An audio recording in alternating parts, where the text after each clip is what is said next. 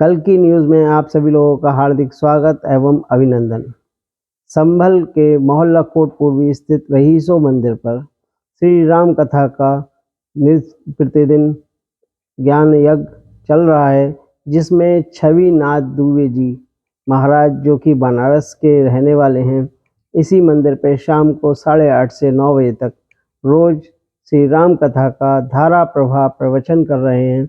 इनकी मधुर अलौकिक वाणी को आप सुने। आपसे एक बात निवेदन करूं।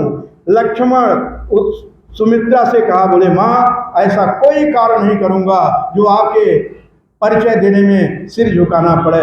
राग मत करना, राग द्वेष ईर्ष्या मत मोहू, और जन सपने हुए इनके बसो, स्वप्न में भी राग द्वेष मत करना।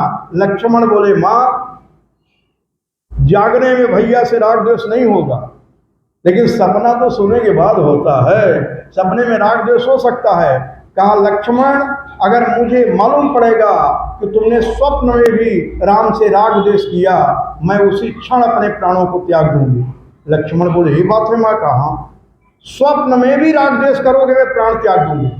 लक्ष्मण बोले माँ सपना सोने के बाद होता है और सपने में राग द्वेष हो सकता है। लो तुम्हारा बेटा लक्ष्मण ये संकल्प ले रहा यज्ञोपवीत लेकर के कि आज से लक्ष्मण 14 वर्ष तक सोएगा ही नहीं, और जब सोएगा नहीं तो स्वप्न नहीं होगा, और जब स्वप्न नहीं होगा तो भैया से राग द्वेष नहीं होगा।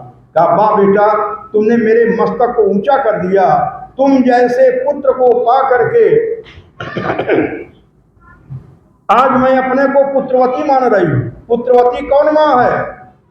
हर माँ को पुत्रवती कहलाने का अधिकार नहीं है। पुत्रवती कौन माँ है? पुत्रवती जुवती जग सोई, रघुवर भगत जासु सुत होई। वही माँ अपने को पुत्रवती कहला सकती है जिसका पुत्र भगवान का भक्त हो। सुमित्रा से विदा लेकर के जब आए लक्ष्मण राम जी के पास, भगवान राम बोले लक्ष्मण एक बात बताओ, मैं तुमको समझा रहा था तो तुमने ये कहा था गुरुपितु माँ तू न जाने का हो। मैं गुरु माता पिता किसी को नहीं मानता, पिता गुरु हमें बताए, माँ किशोरी को। लेकिन जब हम दोनों यहीं हैं तो किस माँ के पास चले गए थे? लक्ष्मण बोले मैं आपको क्या मान करके गया प्रभु? पिता। लक्ष्मण बोले ऊंची पूरी बात सुन लो। मैं पिता आपको पिता मान करके गया। अनुचित ऊंचित विचार तज जे पाले पितु बह। पिता के बात पर पुत्र को विचार कभी नहीं करना चाहिए, चाहे वो उचित हो और चाहे अनुचित हो, उसका पालन करना चाहिए। आप हमारे पिता हैं, आपने कहा जाओ माँ से विदा ले आओ, तो क्या पिता के बात पर भी मैं विचार करूँगा? तुरंत विदा लेने चला गया। अनुचित उचित विचार तर ये पावे पितु बहन। लेकिन अगर पिता विवेक में कह रहा है तो, अगर पिता नशा पान करके कह रहा हो कि बेटा तीसरी मंजिल से छलांग लगा जाओ, पिता का ये आदेश है, नहीं लगाना चाहिए। हम अपने बाबूजी के साथ गए स्वामी करपात्री जी का दर्शन करने, हमारे पिताजी बड़े भक्त उनके गए, तो स्वामी जी शिवरात्रि पर कहीं गए थे, प्रोग्राम से आए थे बनारस। हमारे पिताजी को प्रसाद में भंग डली बर्फी आगरा से आए थे लेकर के, वो दिया। हमारे पिताजी बैठे बैठे खा गए। बोले स्वामी जी बर्फी बहुत बढ़िया है। सोचा ब्राह्मणों को तो ऐसे मीठा बड़ा प्रिय होता है, और खाना चाहते हो। स्वामी जी उठाए, एक दो और दे दिया बाबूजी को। बाबूजी बैठे बैठे पाए, और पाए कुछ देर बैठे रहे स्वामी जी के पास। हमारे साथ चले तो भंग ने उनको अपना प्रभाव दिखाया, कभी भंग तो खाते नहीं थे, माया बैठ गए और मेरे से बोले बेटा, मैंने कहा बोलो बाबूजी। मैं मर गया, ले चलो हरिश्चंद्र घाट पर जला दो, मैं मर गया।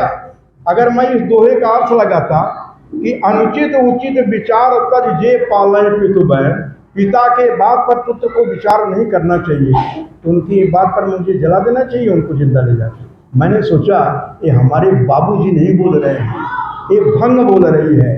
पिता के आदेश का पालन करना चाहिए, लेकिन भंग के आदेश का पालन नहीं करना चाहिए, ऐसा रामायण में वर्णन किया है। तो लक्ष्मण एक दुनिया वालों को सेवा करके एक संदेश दे रहे हैं, देवियों उपदेश दे रहे हैं, अपने घर में ऐसे वातावरण को बनाइए, इसी का नाम सत्संग है।